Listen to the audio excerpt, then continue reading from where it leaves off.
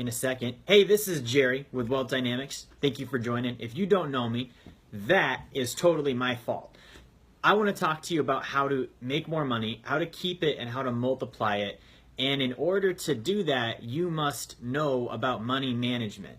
Now, this is a very convoluted subject. It's very confusing. And so what I want to do is break down money and management, because people don't understand money management because they do not understand what money means, and they also do not understand what management means. Okay, so let's handle money.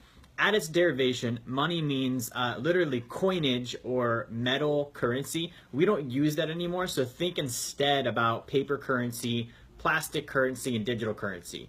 Okay, that's what money is. Paper currency, plastic currency, digital currency. Now, what does management mean? Management means to handle. Okay, so if you're managing money, it means that you are handling your paper currency, your plastic currency, and your digital currency, all right? That's what money management is. Now, I want to show you how to get control over your income, because control over your income will increase it. And if you are giving up control of your income, whoever you're giving it to is making the money that you should be making. That's why I don't believe you should hand your funds over to a financial advisor. So some quick steps here. I want you to start looking at your money every single week. We've talked about the 1 to 5 game, okay? Rating your transactions on a 1 to 5 scale. 1, it was a dumbass transaction. It's going to get returned today. The money from the refund is going to go immediately to savings. If it's a 2, it wasn't dumb, it was just bad timing. Return it anyways, and that money from the refund is going to go towards savings. 3 is a maybe. You have to ask yourself, do I care more about owning this thing, or do I care more about making money? And if you care more about making money, return the thing. The money from the refund goes to savings. 4 means that it's vital. If it's vital, it means that you need it for survival in life. Do not return 4s. Do not skimp on 4s. You are a freaking Lamborghini of a human being. Treat yourself like one. That's what 4s are about. 5s, they're necessary for income. Okay, anything that could produce income is the most important thing you could spend your money on. So don't return 5s, reinforce them and strengthen them. That's the first step. Second step, I want you to set up a separate checking account.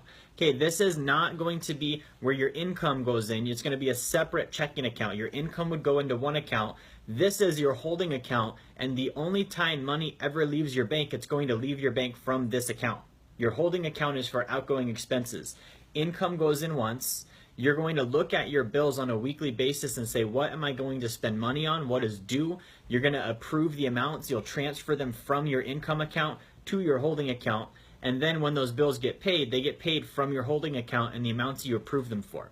Okay, what this does is 2 things. It gets you organized so that you have a difference between your incoming account and your outgoing account. The second thing it does is it keeps you accountable. If you approved $300 for groceries and you decided to go spend $400, guess what's going to happen? Your holding account's going to go broke because you spent more money than you put in there. All right? Now, you're not actually broke because you still have this income account, but it holds you accountable to the numbers. All right? Now, the second step here, we're basically going to look at the money in this holding account as like approval bills, and then also your monthly bills. When you have things like your rent, like your mortgage, like your phone bill, instead of paying those once per month, what I want you to start doing is dividing them by 4s, so by week, and I want you to transfer money over every single week from your income account to your holding account, so that when you pay your rent, you're not paying a one-time $1,000 expense in one large chunk. You've been saving into that account for it. If your rent's $1,000, you've been putting $250 a week into that holding account.